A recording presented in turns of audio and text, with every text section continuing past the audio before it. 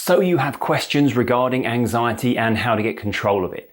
Well, it might surprise you to know that you've probably been asking the wrong ones, and that's actually been a huge part of the problem. Hi, I'm Tim Box, mind coach, anxiety expert, and author of Clear Your Head. If you found your way here, you've probably seen my TED Talk, liked the message, and are now looking for answers about anxiety.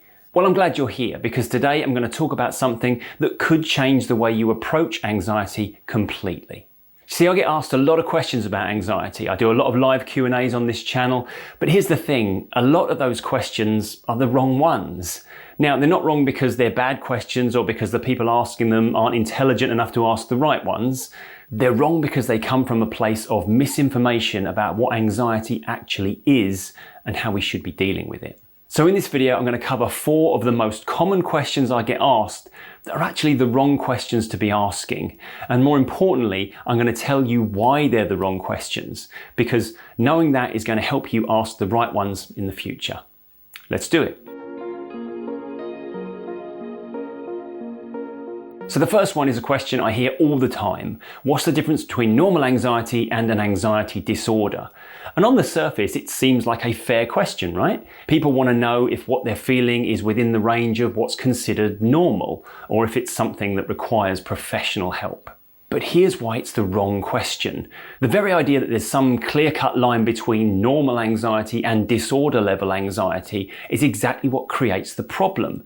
This need to make a distinction between healthy and unhealthy anxiety. This is where the second fear kicks in, the fear of fear itself. If you're constantly worried that your anxiety might be abnormal or that it might spiral into something worse, then you're adding a whole new layer of fear on top of what's already there. Anxiety isn't a black and white issue. It's not like you either have it or you don't. It's a spectrum, and we all fall somewhere on it, depending on the day, the situation, or the things that are currently on our mind. Trying to figure out whether your anxiety qualifies as a disorder only leads to more anxiety. So instead of asking whether your anxiety is normal, focus on understanding your own experience and finding ways to navigate it without judgment. Another question I hear all the time is, how do I get rid of anxiety completely? Now, I get it. No one enjoys feeling anxious. It's uncomfortable, it's unsettling. Sometimes it can become genuinely terrifying. But the idea that we should aim to get rid of anxiety entirely is not only unrealistic, it's unhelpful. Anxiety is a natural, healthy emotion. It's part of being human. It's like asking, how do I get rid of frustration or dissatisfaction? And the answer is, you don't, and that's okay. If we set ourselves the goal of being completely anxiety-free, we're setting ourselves up for failure, because anxiety isn't a malfunction. It's a natural response to certain situations. It's there to alert us, to prepare us, and yes, sometimes even to protect us. When we treat it like an unwanted guest that we have to evict, we're missing the point. The goal isn't to eliminate anxiety, it's to learn how to live alongside it without letting it dominate our life. Trying to eradicate it sets us up for failure and, you guessed it, more anxiety. Here's another big one. Do I have an anxiety disorder? Who cares? Well, yeah, I suppose we all do to some degree, but what I mean here is that deciding whether or not your anxiety fits the clinical definition of a disorder is actually a trap, and it's one that many people fall into. Anxiety disorders are not biochemical or genetic conditions like diabetes. They're not a medical problem that you either have or you don't. The term anxiety disorder is simply a way to describe the way you currently think and feel. And funnily enough, it's a classification, the criteria for which changes from year to year. If we're asking whether we have an anxiety disorder, what we're really doing is looking for some kind of clinical stamp that tells us we're officially anxious.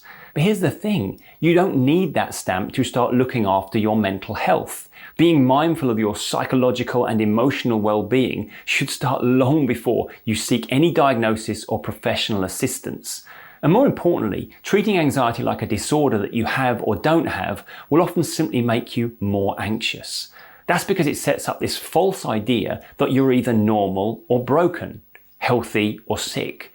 The reality is we all experience anxiety regularly, and we all experience high anxiety from time to time. You don't need to qualify for a diagnosis to start working on your relationship with your own emotions. Let me add here that I'm not actively trying to discourage you from seeking help if help is required, and I'm not dismissing those that felt they received benefit from their diagnosis.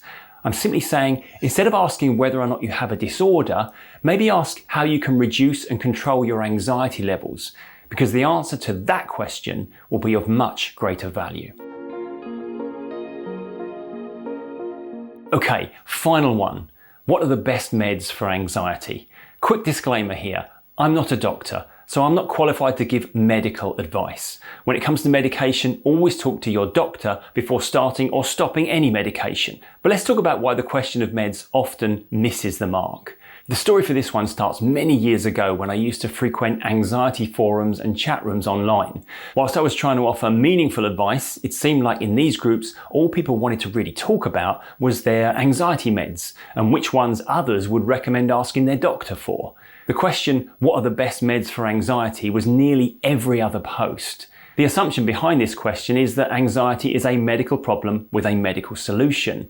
And whilst medication can absolutely help manage anxiety levels, and many people receive a great deal of benefit from meds, it's important to understand that anxiety itself isn't a malfunction in your biochemistry that needs to be fixed with meds. Meds can be a tool, but they're never the solution. Meds can support us when we're struggling, but they don't fix the issue. They can help mitigate the physical sensations of high anxiety, but they don't teach us anything about why we feel the way we do or how to manage those feelings in a healthy way.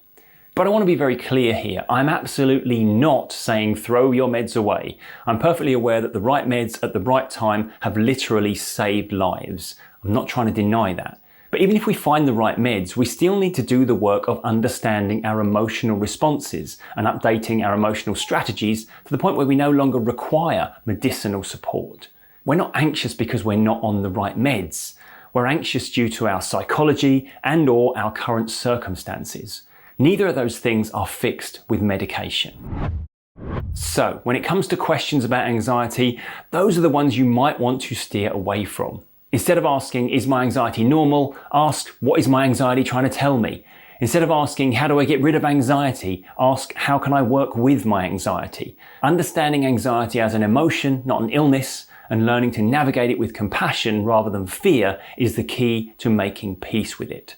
But hey, if you've got questions about anxiety, drop them in the comments below, or better yet, join the membership area of the channel and ask them in our weekly members live stream every Wednesday evening. It's a great way to get more personalized advice and connect with a community that's all about understanding and working with anxiety, not fighting against it.